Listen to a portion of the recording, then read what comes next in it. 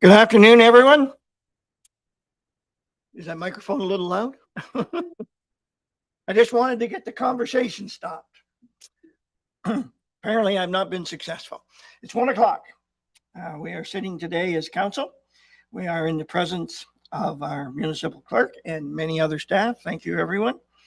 And I officially call this meeting to order. We are here in the presence of our full council. So we do have quorum. Our land acknowledgement statement. Township of Hamilton is situated within the traditional territory of the Mississauga, Anishinaabe, and Chippewa nations, collectively known as the Williams Treaties First Nations. Our work on these lands respectfully acknowledges the resilience and their long-lasting contributions to the area now known as the Township of Hamilton. Next item is the confirmation of the council agenda. Prepared motion reads that the agenda for the council meeting held on October 21st, 2025 be approved. I have a mover and a seconder, please. Moved by Bruce, second by Mark. All those in favor? Carried. And I'm now going to deviate from the agenda. And the reason why I'm doing that is because of last week's presentation at the Baltimore Arena. We had Community Connect event for Local Government Week. Amanda, I believe, was one of the key people in that, although as with many things that happen in this municipality, there are a lot of people that you sometimes don't even realize they're working on things, working behind the scenes and doing a wonderful job. Just to name a few: Julie, Public Works Department, Fire Department, and of course our summer student, Skylar. And anyone else that I may have forgotten, I just want to say thank you. It was an excellent event. I got a lot of positive comments, and we appreciate the extra energy and effort that our staff, and again, I say anyone else that I've forgotten, my apologies, do on a public function like that. It's very much a pleasure to be part of that representation group and have something as successful as that. So thank you. Back to our agenda. I'll go to declarations of pecuniary interest or general nature thereof. Is there anything to declare today? Seeing none, that will be recorded.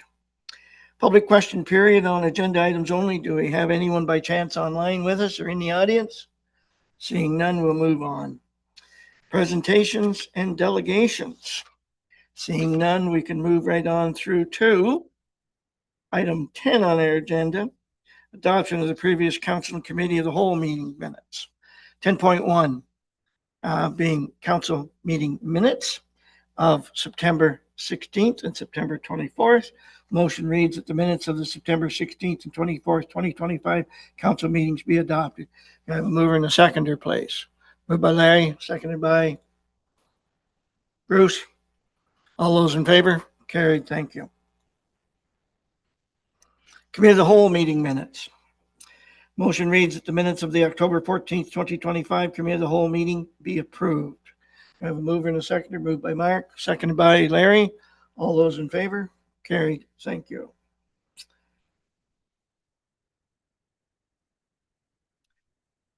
No business arising from those previous minutes. Moving on to 12 on our agenda, committee reports.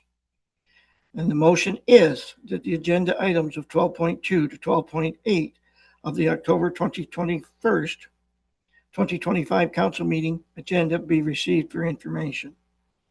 I have a mover and a seconder, please. Moved by Larry, seconded by John. Any questions or comments? Oh, yes, Larry? Through you, Mr. Mayor. Yeah, I just wanted to bring attention of 12.7, the Cobourg Library report. Really pleased with going on with the move from the Cobourg Library move up to Cold Spring Hall. And it was first just a pilot project, but it seems that after the first 3 months, they had 490 items borrowed, 315 visits to the branch, and 181 patrons have participated in 19 programs. And that's only 3 months. So it's equal to almost a full year at Gores Library. So, and everybody knows is that through the budget, we're hoping that will continue to be the case. Cold Springs is we'll have 1 day per week throughout the year. So we're really pleased with that, and I think staff, at the Cold Spring, setting it up, and the library participation in that program is really successful. So just wanted to make that sure that everybody understood that. Thank you. Thank you, Larry. Just point of clarity, a portion of the Cobourg Library is moving to Cold Springs, not the whole thing. They're providing a branch opportunity there. Anyone listening to the tape might just get the wrong understanding there. Thank you, Larry. Okay, all those in favor of the motion? Carried. Thank you.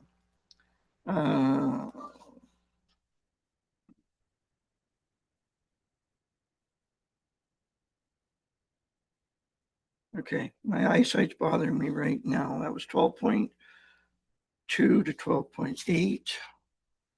Okay. Item 13 on our agenda. Report regarding generators. And I thank Lucas for that. Prepared motion reads the council receives report, Public Works and Infrastructure 25-09, Hamilton Township standby generators for information, which is a follow-up report to information we received earlier. Could I have a mover and a seconder, please, to put this on the floor? Moved by John, seconded by Bruce. Any questions or comments? John?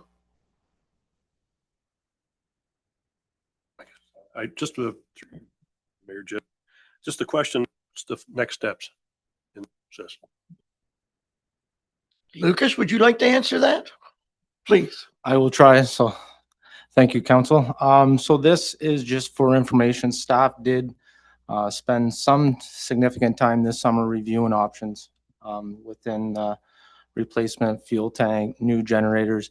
At this time, it is for information to council. Staff will continue to monitor the generators, do the inspections, do what we have been doing for the last couple of years. And when this generator reserve gets in a good state, there will be a report coming back to council to address a couple of these matters. Don't have a time frame, but in the future.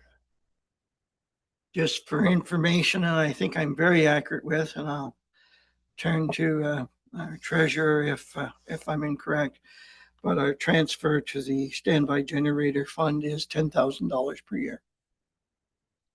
Through you, Mr. Mayor, that's correct. Thank you. And I thank you as well. Thank you. Any other questions? All those in favor?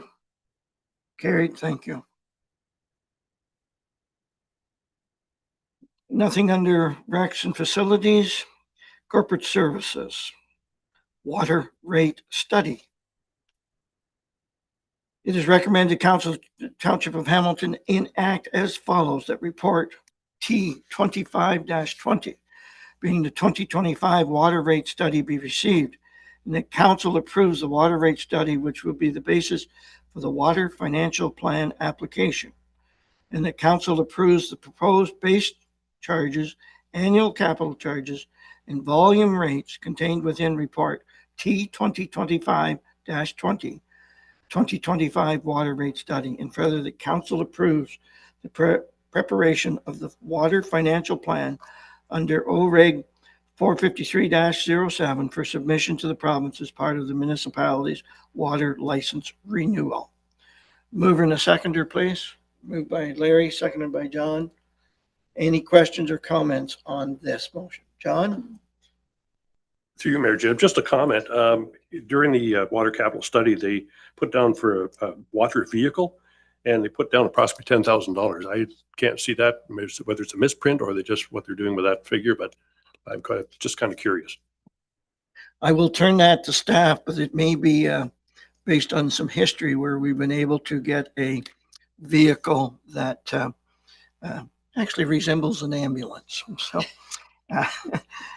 who at staff would like to answer that question? Scott, are you coming up?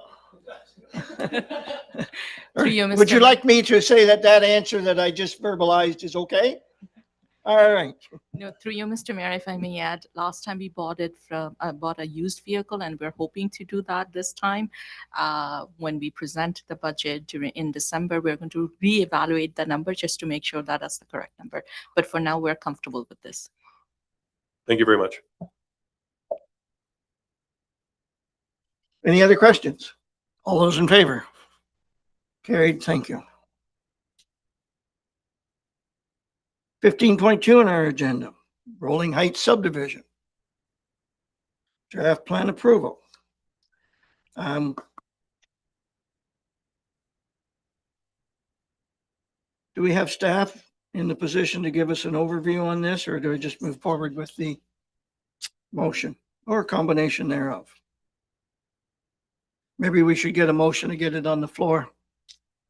And that is the council, Corporation Township of Hamilton recommends that Northumberland County approve the application for draft plan approval of a 25 lot residential subdivision on land located in part lots 5 and 6, concession 2, described as 9498 Community Center Road in Baltimore, a designated settlement area. So I'll ask for a mover and a seconder. Moved by John, seconded by Mark. That puts it on the floor. Jennifer, do you want to give us an overview here and see if we have any questions on this? Certainly, through you, Mayor Jib. This is an application for a plan of subdivision. It's a 25-lot subdivision located in Baltimore. It's located in part of lots 5 and 6, concession 2. Just a bit of general information about subdivision approval in Hamilton Township. Northumberland County is the approval authority for subdivisions in Hamilton Township, which means that they look to the local municipality or Hamilton Township for endorsement of the application, but the actual approval comes from Northumberland County. So this is a report that that is to you. It's my recommendation regarding the application, and then there are draft conditions included in it, and if approved, it would be sent to the county, and county council is the ultimate approval authority for subdivisions in the township. So the property is located in part of lots 5 and 6, concession 2 in Baltimore. It's on the eastern side of Baltimore.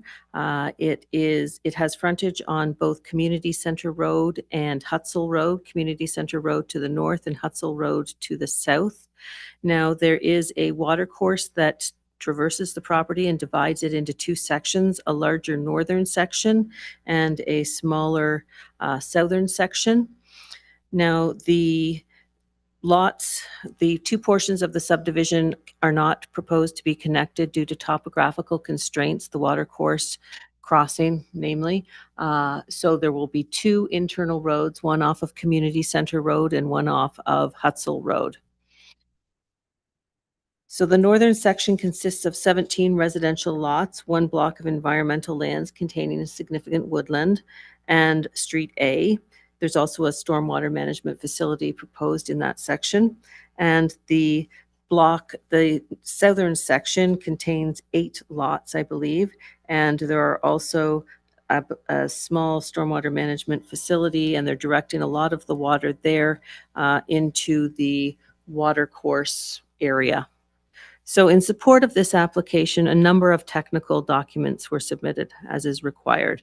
They prepared a water balance report, a preliminary stormwater management report, public road and entrance brief, preliminary geotech, phase 1 environmental assessment, a stage 1 and 2 archaeological assessment, hydrogeology and servicing assessment, environmental impact study, and a planning justification report. Now, all of those studies have been peer reviewed by peer reviewers either retained by the county or the township. There's back and forth between the developer and the township during the review process. And I believe we've had 2 or 3 iterations and reports and updates. And included in the report is the final comment matrix identifying the comments that were received and how they had been addressed by the applicant's consultants. Now, the southern portion of the subdivision, the lots were, the original design, it contained a road that exceeded 10, was at 10% or exceeded 10% slope, which isn't acceptable to the municipality. We like 8% or lower. So that has been redesigned, resulting in narrower lots. A number of the lots are narrower lots. They don't meet the urban residential first density zone provision, but the applicant has demonstrated that there is building envelopes on those properties and they are viable building lots. And that's why that section was redesigned, was due to comments received during the review process. And they're a deep lot with some of them with relatively narrow frontage. So the property is about 16.5 hectares. The frontage on Community Center Road is 24.47 meters, and they have about 20.25 meters on the north side of Hutzel Road. And as I mentioned, there will be 2 new internal roads. Now, the southern portion, the road will just culminate in a cul-de-sac because there's no viable connection to the lands to the immediate east. The topography is pretty steep there, and asking for a connection to the other lands, it made no sense because it's technically not viable to connect the roads there. Now, the northern portion of the subdivision was designed and redesigned to include a connection to the Baltimore Estates subdivision to the west and allow a future connection to the lands to the east. The next lot over is within our designated settlement area, and by having a road allowance there, it will allow for future connection to development of those lands when that takes place. So Baltimore is an established settlement area, community facilities, hamlet industrial uses, commercial uses. It's a focus of development within our municipality. Under the provincial planning statement, residential uses are encouraged within designated settlement areas. There are policies in the provincial planning statement that we have to look at with respect to natural heritage features, natural hazard features, built heritage, servicing, that sort of thing. Now, the applicant has prepared a stage 1 and 2 archaeological assessment, and the property has been cleared for development. In a portion of the report, I had indicated that the original stage 1-2 archaeological assessment referred to the road allowance lands immediately north of Hutzel Road requiring a stage 2 assessment. That stage 2 assessment has been completed. So I'm going to be recommending that condition be removed from the draft conditions of consent. The applicant prepared an environmental impact study, or they had Cambium Inc. Prepare the study. And that study contained a number of recommendations, including there is a significant woodlot on the northwestern portion of the property. That area will need to be protected from development. The draft plan that the applicant has provided recognizes those recommendations and keeps development outside of that area. Now, natural hazard areas, we can't have development within natural hazard areas because they pose a risk to people and property. All of the proposed lots have been located outside of the natural hazard areas as well. Now, they are proposing that the property be developed with private water and private septic services. The applicant retained consultants to prepare a hydrogeology and geotechnical studies, confirming that, it's just hydrogeology for confirming that the lots are viable, developable lots and pose no threat to existing drinking water or hazards to existing uses. So the property is adequate to provide both private water and septic services. So the applicant is consistent with the provincial planning statement. It's not on the Oak Ridges Moraine, which means we can have development, so that's good. The Northumberland County official plan, again, it designates this area as rural settlement area and residential development is encouraged. The Hamilton Township official plan designated settlement area. This is where we want our residential development to go. The township official plan contains a number of policies that we need to review when reviewing development applications, and these policies have been reviewed, confirming that the application does comply with the policies contained in the official plan. As I mentioned, both Road A and Road B have been designed to provide an acceptable level of service with a maximum grade not exceeding 8%, as recommended by the township's consulting engineer.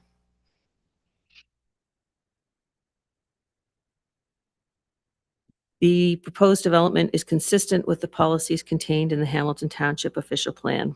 Currently, the property is zoned marginal agriculture, which permits a residential dwelling on a 2-hectare lot with 60 meters of road frontage. Obviously, the proposed lots do not comply with those provisions. They were originally designed to comply with the urban residential first density zone provisions, and those lots located in the northern portion of the development do comply with those requirements, which are basically 0.4 hectares and 45 meters of road frontage. There are some lots, 6 of the 8 lots having frontage, on the southern portion of the development, 6 of the 8 lots have frontages between 33 and 25 meters, which don't meet the 45 meter frontage requirement of the urban residential first density zone. The applicant has indicated that they are viable development lots. They meet the lot area requirement. They just don't comply with the lot frontage requirements. So the property will need to be rezoned, with the northern portion being rezoned to the urban residential first density zone and the southern portion being rezoned to a special urban residential first density zone. The number of that special zone will be determined when the application is submitted. So the application was submitted to Northumberland County, who is the subdivision approval authority, and was deemed complete on February 23rd of 2023. Northumberland County prepared the agency circulation. So it's up to the county to get the comments back from them, but we have been party to those discussions. And as you can see with the comment matrix, outstanding concerns have been addressed, or if there is something minor, it can be included as a condition of draft plan approval. Public circulation was undertaken by Northumberland County with a mail out on March 1st, 2023, and a newspaper advertisements on February 23, 2023, and March 9, 2023. And there are signs posted on the property, both on the community center and the Hutzel Road frontages, and those signs are still on the site, or they were last week. So this application for a 25-lot residential subdivision in a designated settlement area is consistent with the provincial planning statement, the county official plan, and the township official plan. I have prepared a set of conditions of draft plan approval, which are attached to the report, and these conditions will be forwarded to the county. This is just the first step for this development. Once draft plan approval is received, the applicant has to fulfill all of the conditions of draft plan approval prior to final approval being granted. And one of the conditions of draft plan approval is entering into a subdivision agreement with the municipality that sets out the obligations of the developer in pursuit of this development. The costs associated with the development are the responsibility of the landowner and the developer, and the costs of negotiating of the subdivision and the legal review are similarly the responsibility of the applicant. So the recommendation is that the application for draft plan approval be not approved, but endorsed or forwarded to Northumberland County for their approval. And the conditions have been included as an attachment to this report. And the applicant's planning consultant is here if council has any questions for them. Thank you, Jennifer. Do we have any questions for Jennifer? I might if I have one, Jennifer. We have reduced frontages on the southerly lots accessible from the south round. Is our position that we're okay with that? And if so, why would we be okay? We have reviewed the proposed frontages, and while they are smaller, the applicant has demonstrated that there is a viable building envelope on those lots. The lots meet the lot area requirements. The adjustment was made to the plan in order to provide a road with a safe road frontage, or sorry, safe road elevation slope. We needed to keep it 8% or lower in order to have it maintained properly. We've had confirmation from both the applicant's engineer and the township's engineer that those lots are buildable.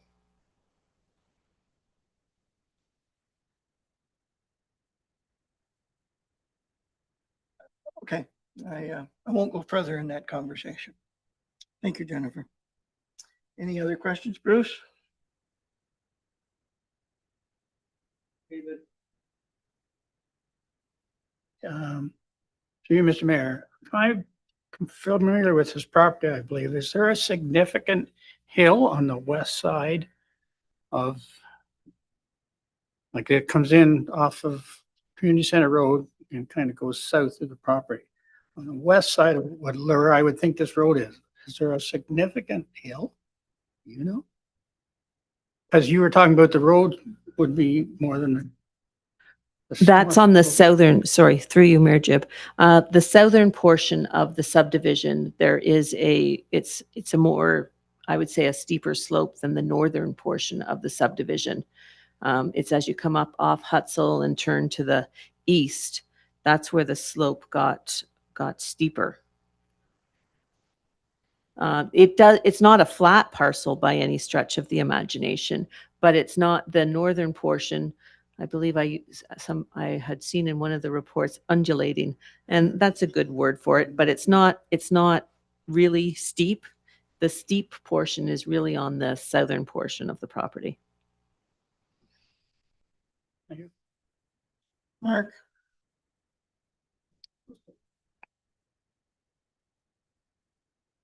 Just a quick question, Jennifer, dealing with the stormwater management and so forth. Who looks after that once this is built? Is that going to fall back on the municipality, or will that fall back on just the subdivision? Through you, Mayor Jib. Stormwater management facilities are treated similar to roads. Once they have been constructed and assumed by the municipality, I think it's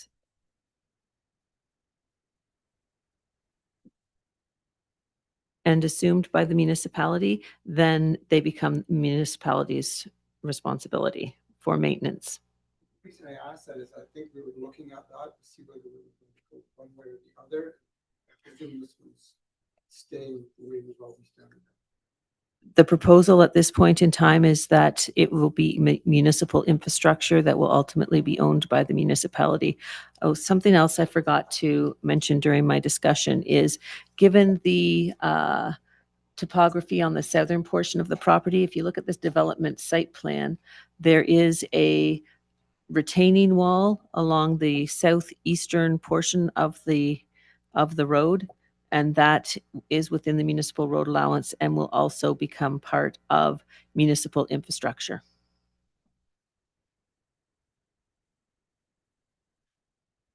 Larry? Do you, Mr. Mayor. Jennifer, have they considered any communal water or communal septic bed, especially on the south side of the property with the high denser, more smaller lots? Looks like they're going to be just packed in with the septic beds. Through you, Mayor Jib.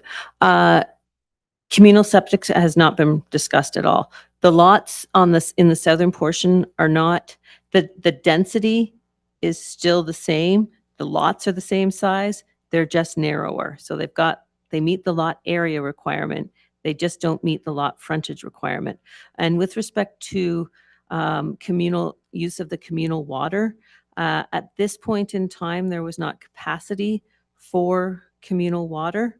I would, if communal water were to become available prior to the finalization of this development, the applicant could discuss with the municipality the possibility of a red line change to the development that would allow for presumably smaller lots with communal water should that become available. With communal septic services, the municipality doesn't have communal septic systems. So the only way that it could really be done is with a condominium form of development, which is different than the subdivision that they have right now. Right now, they're proposing the creation of 25 freehold lots. If it was a condominium, like the one we're going to be discussing next, that's a different form of ownership where you have, it's a standard where you have you have communal elements and you have exclusive use elements. But that's not this proposal. That isn't what they're proposing.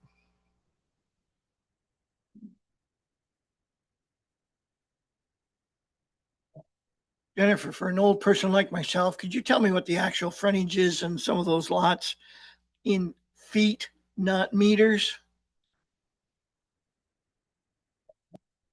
That might help others in the room as well. I'm not sure I can do the math. Let's see. We've got 32.5. Thanks, Nusrat. 32.5. There's one that's 33. Just There- ballpark. There are two that are 25. 33 is 100 feet.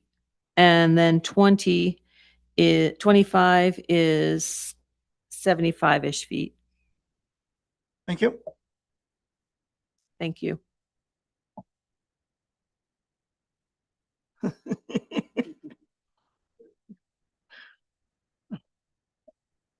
This is not an appropriate time to be out of order, Arthur. Can't fire. Well, a couple hours we could. Any other questions on this before we go down? More other interesting comments. Any other questions on the topic? Okay, we've been moved and seconded. No further questions. So I'm going to say all those in favor of the motion.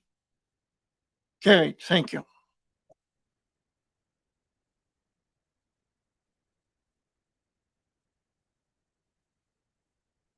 Okay, we're back to 15.3 on our agenda, being the building permit fee review. I'll read the motion. And that is the council receives report BLDG 2025-02, being the 2025 building permit report for information only.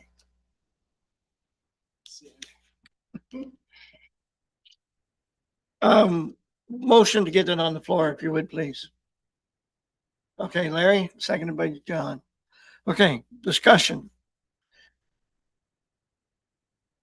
Tim, you gonna walk us through this, or would you like us to ask questions, or both?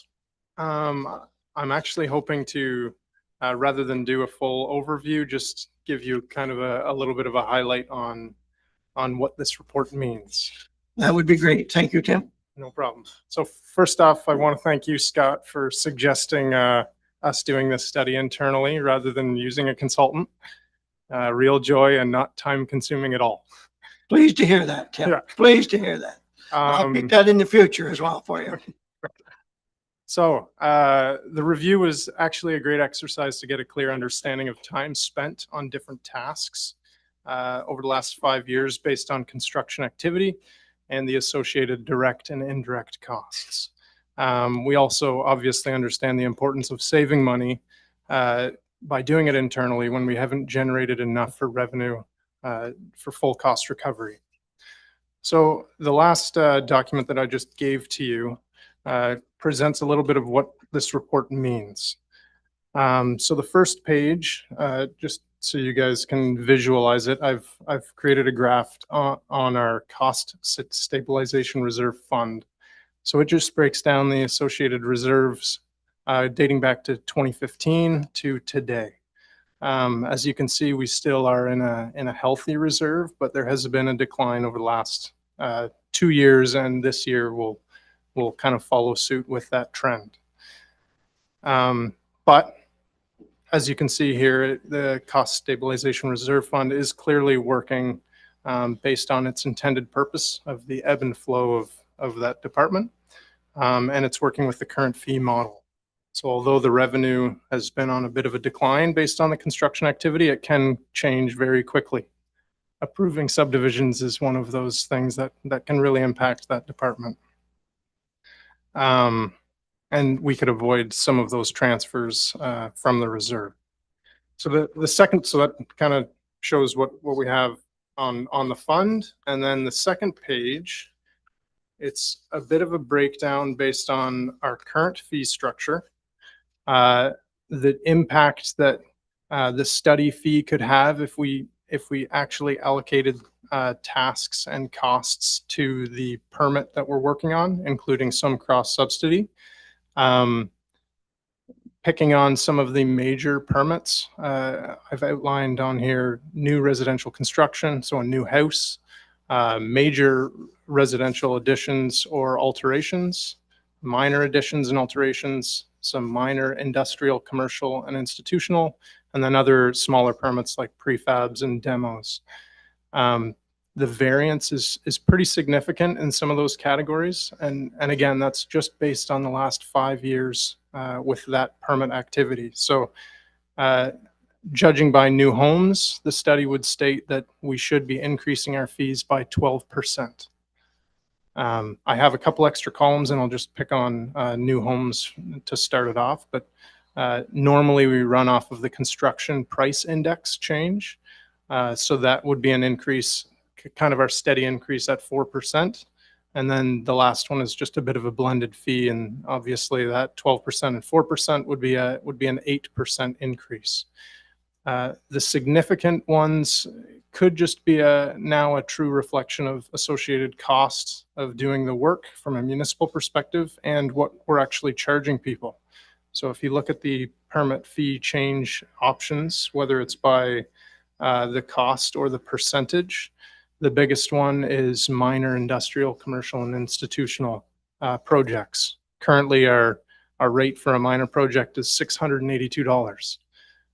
The amount of time associated to plan review, inspections, and all the municipal services, the study fee cost is almost $3,500. So there's a disconnect, and that this exercise is great to identify that. So that's something that we'll definitely be looking at and looking into with our new fees and charges schedule. Minor additions and alterations, something like a garage even. Our prices are quite low. So right now, minor additions and alterations, we're at $333. Associated time for review, going out, meeting with the residents and reviewing their project, that cost would actually be closer to $700. The reason that we haven't increased it is just based on us hoping that people call for a permit or come in for a permit, because often if you make the prices too high, they are starting to construct without going for municipal approval. So there are some things that, again, we'll discuss internally. And then as you see through that chart, it's kind of self-explanatory on the other fees. Now, we don't need to make any decisions today, and I'll be bringing forward a report in November with the new fees and charges schedule that we always put into effect at the beginning of the year, so the beginning of 2026. And that report will describe a little bit on what staff feel the best approach would be with the new changes to our fee schedule. I would also like to note, because I'm sure Nasrat would want to hear it, we are transitioning and a little bit of money from building into bylaw next year. So we're going to be reducing our building expenditures by around $10,000. And that's just because of the need for a transition for some additional hours for the implementation of the Administrative Monetary Penalty Program. So the AMPS bylaw that we hope to put in place and start capturing or having different tools for enforcement. That takes time, and that's taking that time away from building. So building revenue shouldn't be paying for that task. So just wanted to add those notes to the report, and happy to answer any questions. But again, I will be providing a report for the actual change or what that means to the November meeting, which is the change in the fee schedule for the building department. Thank you. John, do you have a question? Yes, just one through you, Mayor Jim. Is this a standalone report, or did you?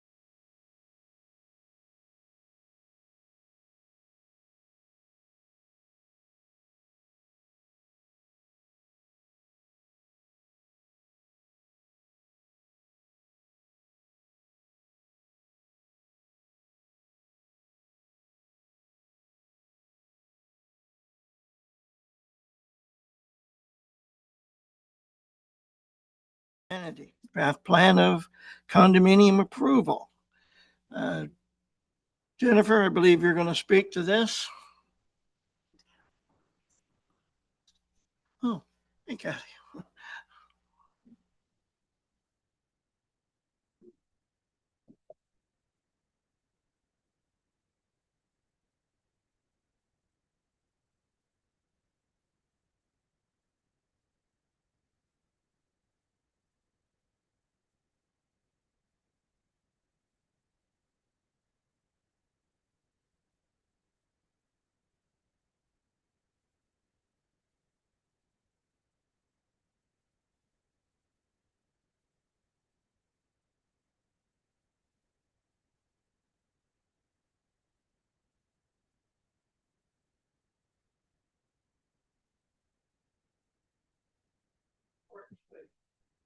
Certainly, through you, Mayor Jib.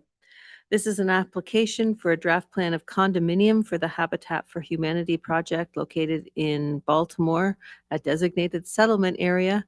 In this case, the development has already been constructed, and this application is simply to change the land ownership structure on the property. It's to create 7 individual condominium units, and the condominium units will consist of the dwelling units, the front porch, the back porch, and 1 parking space. The remainder of the development, which includes the communal septic system, the visitor parking, the driveway, that are all communal services that will be owned by the condominium corporation.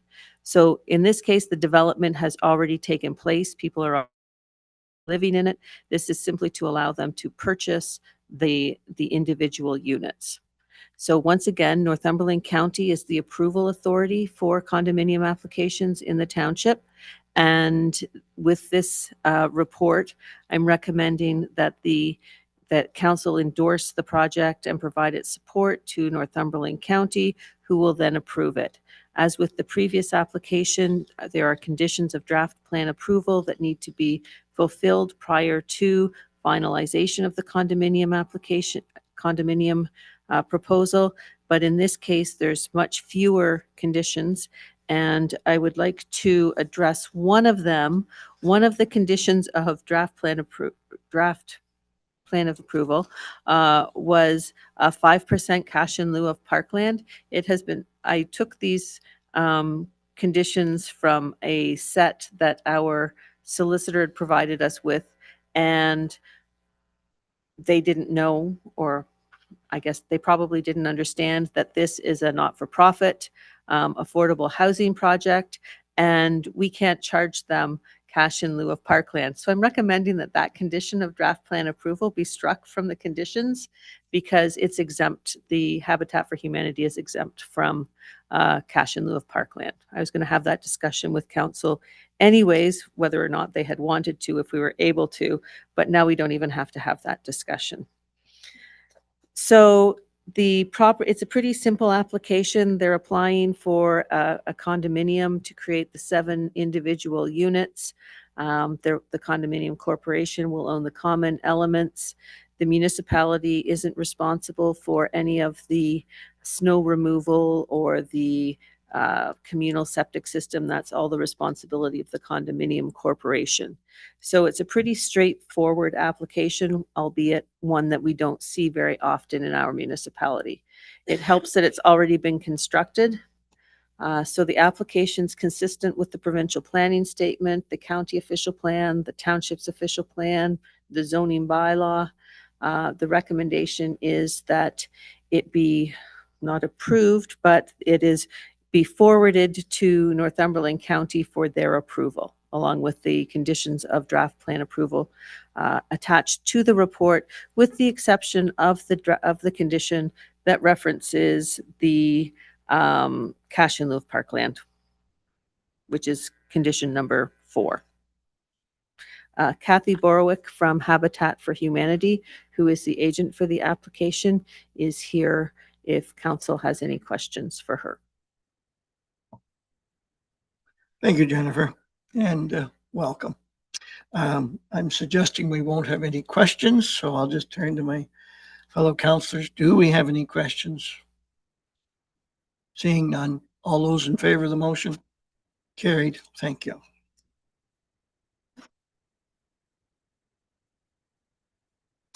Moving on to 17.1, motion to receive communications. And it is recommended the Council of the Corporation Township of Hamilton acts as follows: that the agenda item 17.2 to 17.4 on the October 21st, 25 council meeting agenda be received. Can I have a mover and a seconder, please? Moved by Bruce, seconded by Larry. Any questions or comments? All those in favor? Carried. Anybody like to pull anything there while we have a chance? Seeing none.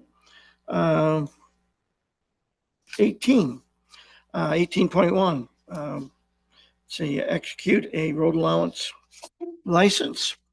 And it is recommended Council Corporation Township of Hamilton acts as follows: that bylaw 2025-36, being a bylaw to authorize execution of a road allowance license agreement, be given first, second, and third reading and finally passed this 21st day of October 2025. Moving to seconder, please. Moved by Bruce, seconded by John. All those, any questions or comments, I should say? All those in favor? Carried. Thank you. 18.2, amend fees and charges schedule for water. It's recommended Council Corporation Township of Hamilton acts as follows: the bylaw 2025-38, being a bylaw to establish water rates, be given a first, second, and third reading and finally passed this 21st day of October 2025. Moved by Larry, seconded by Mark. Any questions or comments? All those in favor? Carried. Thank you. 19, no notice of motions. 20, I don't believe there's any media with us at this time. So we are going to move into closed session. And we are going to take a recess for about a half an hour. We'll try and be back here between 2:15 and 2:20 if my eyes are serving me correct.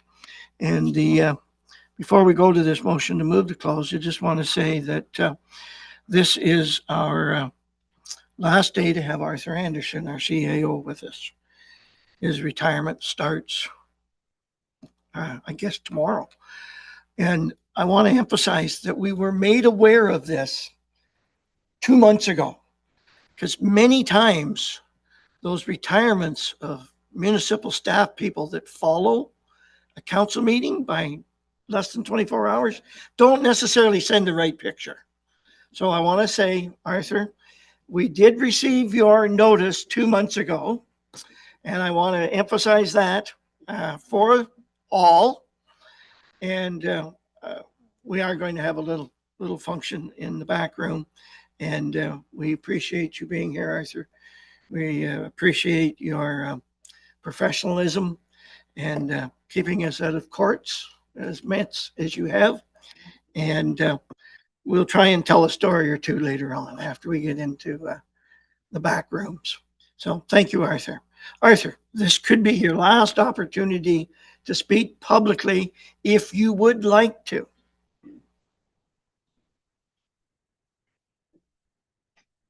I'll be very brief. Through you, Mayor Jib, just to thank all members of council for their the very positive working relationship we've enjoyed. I know that your comments earlier about the community day that was held the other day takes many people to put something together, and you can broaden that out to all areas of our business. That takes many members of our organization to achieve what we've achieved over the last this term of council, and of course before then. And I'm looking out at the chairs and see many members of the senior staff that are all part of that, integral part of that team, and they rely on their members of staff as well. So thank you very much. Honored for the opportunity to serve the township, and definitely look forward to both my retirement, but also wishing the township well in the future. So thank you very much. Thank you, Arthur. We're going to move into closed. And the motion reads to move to a closed session to discuss matters permitted under section 239(2). B, personal matters about an identifiable individual, including municipal or local board employees. D, labor relations or employee negotiations, water department operations, human resources report, legal and insurance status updates, CAO report. Okay. It's recommended the Council of Corporations Council have the council meeting held on, I better slow this down, that the council meeting held on October 21st, 2025, move into closed session at